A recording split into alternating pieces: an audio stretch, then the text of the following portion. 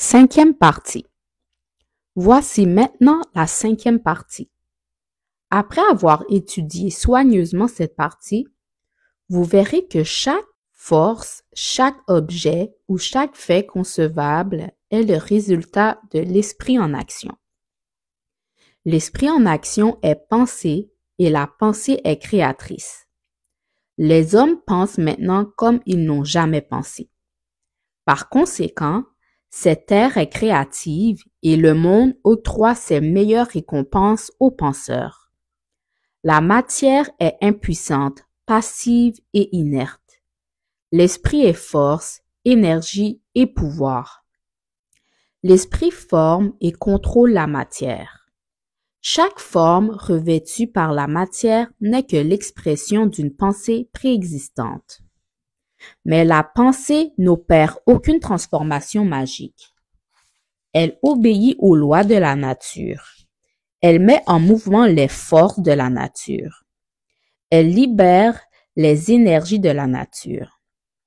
Elle se manifeste dans votre conduite et dans vos actions, et celles-ci touchent à leur tour vos amis et vos connaissances, et finalement votre environnement tout entier.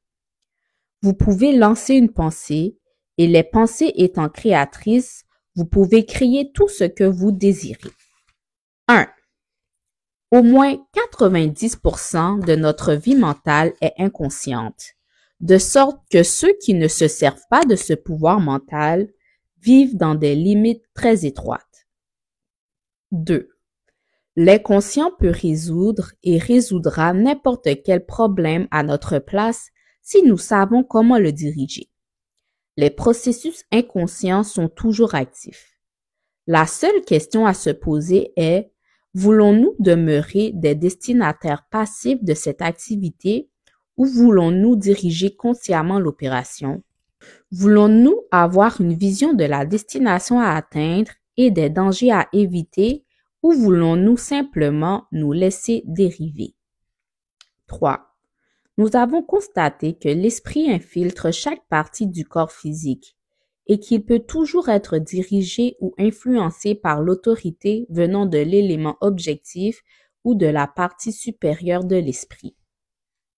4. L'esprit qui infiltre le corps résulte en grande partie de l'hérédité qui, à son tour, résulte simplement de l'ensemble des environnements de toutes les générations passées, de leur force vitale sensible et toujours en mouvement. La compréhension de ce fait nous permettra de faire preuve d'autorité lorsque nous constaterons la manifestation d'un trait de caractère indésirable. 5.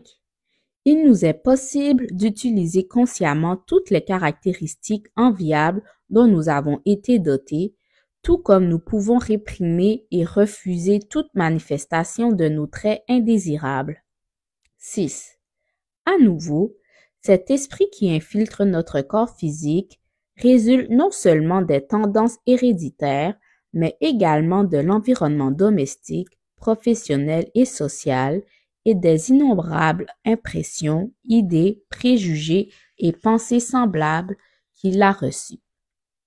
Nombre de ces derniers ont été reçus d'autrui par le biais d'avis, de suggestions ou de déclarations. Une grande partie provient de notre propre pensée, mais quasiment la totalité de l'ensemble a été acceptée sans véritable examen ou considération. 7.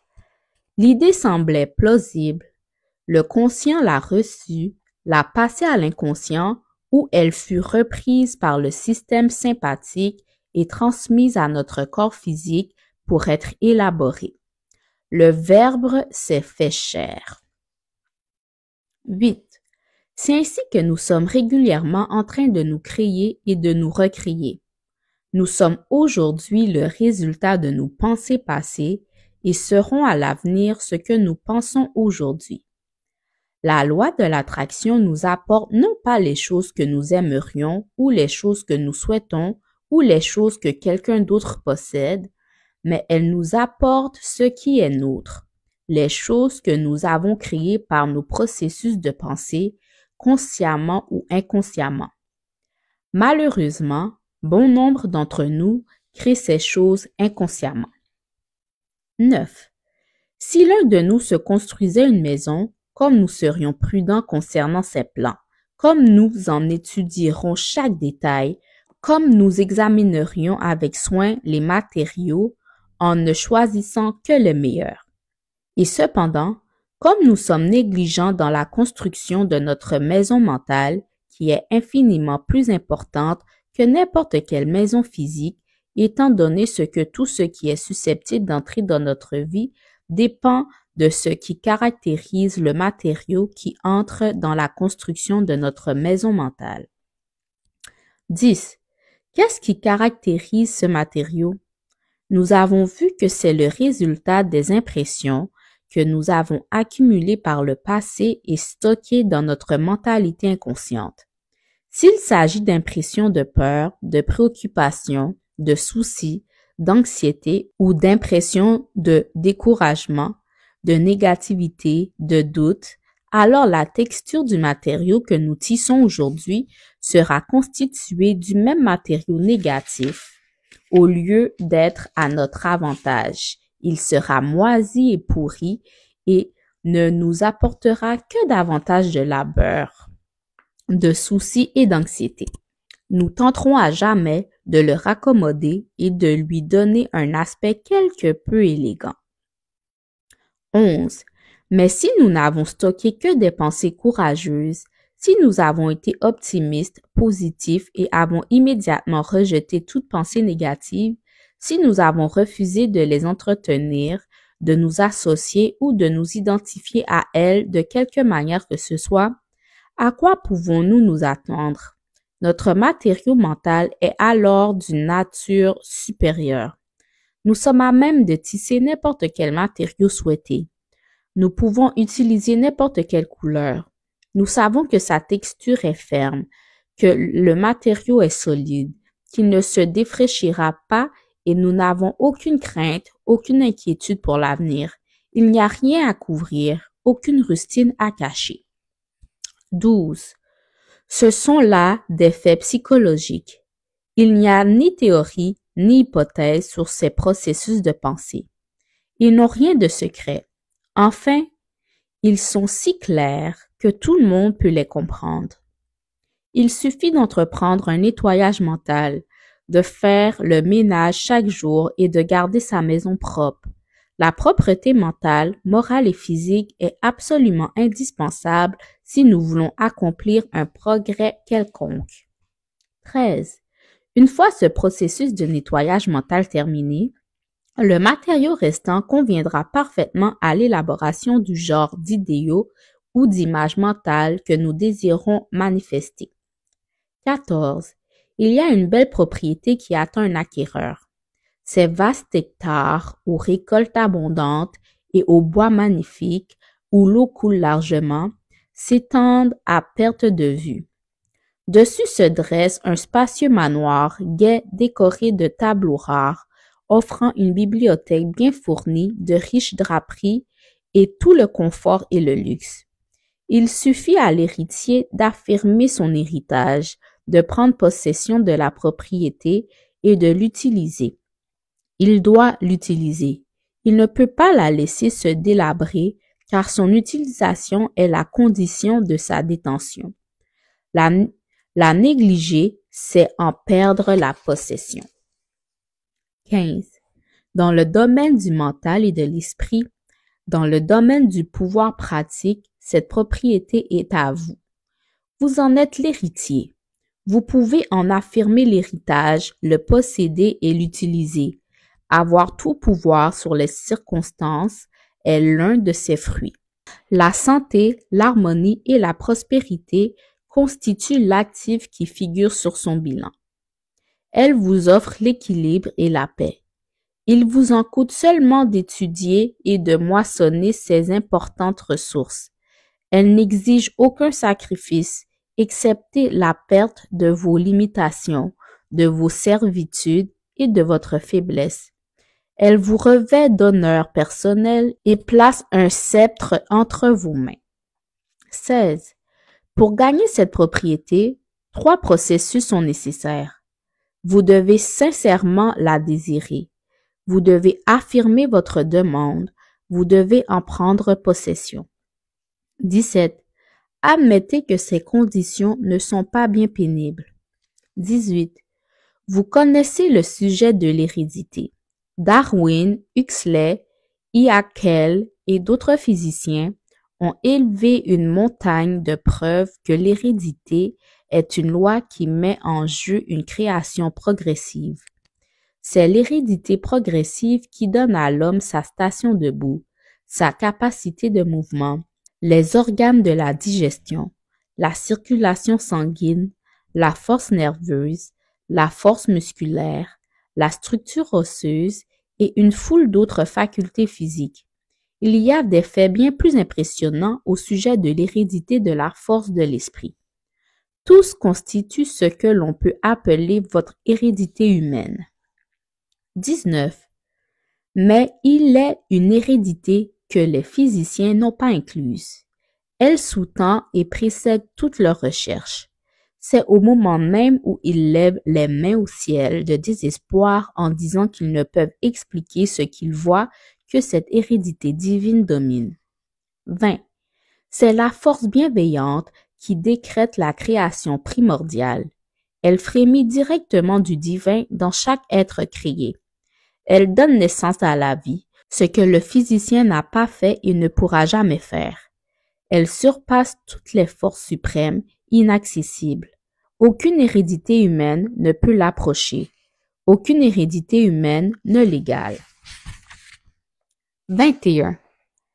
Cette vie infinie coule à travers vous. Elle est vous. Ces portes ne sont que les facultés qu'embrasse votre conscience. Maintenant, ces portes ouvertes est le secret du pouvoir. Cela ne vaut-il pas la peine d'entreprendre cet effort? 22. Le point important, c'est que la source de toute vie et de tout pouvoir vient de l'intérieur. Les personnes, les circonstances et les événements peuvent suggérer un besoin et des possibilités. Mais la perspicacité, la force et le pouvoir de répondre à ces besoins se trouvent à l'intérieur. 23. Évitez tout ce qui est faux. Construisez des fondations solides pour votre conscience sur les forces qui coulent directement de la source infinie, de l'esprit universel à l'image et à la ressemblance duquel vous êtes. 24. Ceux qui ont pris possession de cet héritage ne seront jamais tout à fait les mêmes. Ils ont pris possession d'un pouvoir insoupçonné jusqu'ici. Ils ne pourront jamais plus être timides, faibles, indécis ou craintifs. Ils sont indissolublement reliés à l'omnipotence. Quelque chose en eux s'est éveillé. Ils ont soudainement découvert qu'ils possédaient d'énormes capacités latentes dont ils étaient totalement inconscients jusque-là. 25. Ce pouvoir vient de l'intérieur, mais nous ne pouvons le recevoir si nous ne le donnons pas. L'utiliser est la condition à laquelle nous détenons cet héritage. Chacun de nous n'est que le canal par lequel le pouvoir omnipotent se différencie dans la forme. À moins de donner, le canal est obstrué et nous ne pouvons rien recevoir de plus. C'est avéré sur tous les plans d'existence, dans tous les domaines d'activité et dans tous les secteurs. Plus nous donnons, plus nous obtenons. L'athlète qui souhaite devenir fort doit utiliser la force qu'il y a. Et plus il en donne, plus il en obtiendra. Le financier qui souhaite gagner de l'argent doit se servir de l'argent qu'il a, car ce n'est qu'en l'utilisant qu'il peut en obtenir plus. 26. Le commerçant qui ne maintient pas le flux de sortie de ses marchandises ne comptera bientôt plus d'entrée de marchandises. La société qui n'offre pas un service efficace manquera bientôt de clients. L'avocat qui n'obtient pas de résultats n'aura bientôt plus de clients. C'est ainsi partout. Tout pouvoir dépend de l'utilisation appropriée du pouvoir dont nous disposons déjà. Ce qui est vrai dans tout domaine d'activité et dans toute expérience de vie l'est également pour le pouvoir qui engendre tous les pouvoirs connus des hommes, le pouvoir spirituel. Supprimez l'esprit et que reste-t-il? Rien. 27. Si l'esprit est tout ce qui est, c'est de la reconnaissance de ce fait que doit dépendre la capacité de démontrer tout pouvoir, qu'il soit physique, mental ou spirituel. 28. Toute possession est le résultat de l'attitude cumulative de l'esprit ou conscience de l'argent. C'est la baguette magique qui nous permettra de recevoir l'idée et formulera pour vous des plans à exécuter. Et vous éprouverez autant de plaisir dans l'exécution de ces plans que dans la satisfaction de la réalisation et de l'accomplissement. 29. Maintenant, retournez dans votre pièce, prenez le même fauteuil, adoptez la même position qu'auparavant et choisissez mentalement un lieu que vous associez à des pensées agréables. Créez une image mentale complète de cet endroit. Voyez-en les bâtiments, la terre, les arbres, les amis, les associations, tout. Au début, vous verrez que vous penserez à tout sauf à l'idéal sur lequel vous désirez vous concentrer. Mais ne vous laissez pas décourager. Votre persistance gagnera. Toutefois, cette persistance exige que vous fassiez ces exercices chaque jour sans faillir. Cinquième partie, question d'étude. 41. Quelle proportion de notre vie mentale est inconsciente? Au moins 90%. 42. Ce vaste entrepôt mental est-il généralement utilisé? Non. 43. Pourquoi pas? Peu de personnes comprennent ou reconnaissent le fait qu'elles peuvent consciemment diriger cette activité. 44. D'où le conscient a-t-il reçu ces tendances dominantes? De l'hérédité. C'est le résultat de tous les environnements de toutes les générations passées. 45. Que nous apporte la loi de l'attraction? Ce qui est nôtre. 46. Qu'est-ce qui est nôtre? Ce que nous sommes fondamentalement, c'est-à-dire le résultat de nos pensées passées, conscientes et inconscientes. 47. De quoi se compose le matériau avec lequel nous construisons notre maison mentale? Des pensées que nous entretenons. 48. Quel est le secret du pouvoir? La reconnaissance de l'omniprésence et de l'omnipotence. 49. D'où provient-il? Toute vie et tout pouvoir viennent de l'intérieur. 50. Sur quoi repose la possession du pouvoir? Sur l'utilisation correcte du pouvoir que nous possédons déjà.